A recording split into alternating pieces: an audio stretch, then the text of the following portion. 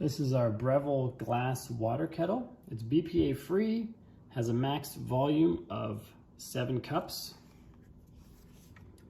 or 1700 milliliters. And that's still a lot of space from the top. It's only about halfway.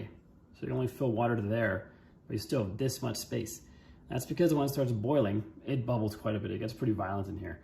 And this has been in our family now for 5 or 6 years, and we're still using it.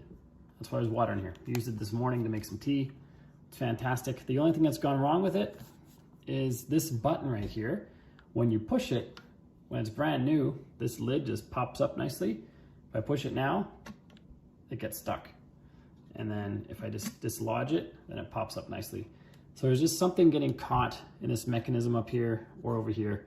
I'm sure it's an easy fix. I have not looked into it, but I'm sure it's fixable. There's also a filter right here. It filters big things out of the water, even though you shouldn't be having big things in your water because you're not putting tea in here or anything. This is just for plain water. You shouldn't be cooking anything in here. You shouldn't be making coffee. You shouldn't be making tea directly in here. Just for heating water. And what's great is this opening is big enough for skinny hands to get into and clean everything on the inside. It's not like one of those water kettles that are some opaque plastic where you can't see inside and there's all kinds of grime and dirt in the nooks and crannies and corners. This is super easy to clean. It's like a coffee kettle. The bottom of the glass is rounded. The wire to the heating element here has space behind it, so you can clean behind it. It has a little bit of a knuckle guard. You can see this little piece that stands out right here. That's a little bit insulated to keep the heat a little bit lower than on the glass itself. So if your knuckles hit this while you're holding it, you don't burn them. Has a nice handle, easy to hold. And to use it is quite easy. You just add water, you close this, you put it on the base, and then there's a little button back here.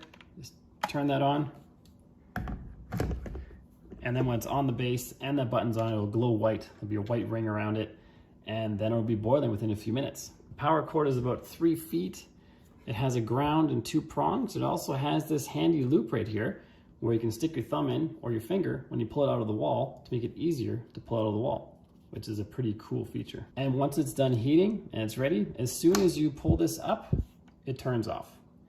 Or as soon as it reaches a certain temperature, which I assume is close to 100 degrees, this little button down here that we flick to turn it on, it will just flick to turn off once it reaches the right temperature.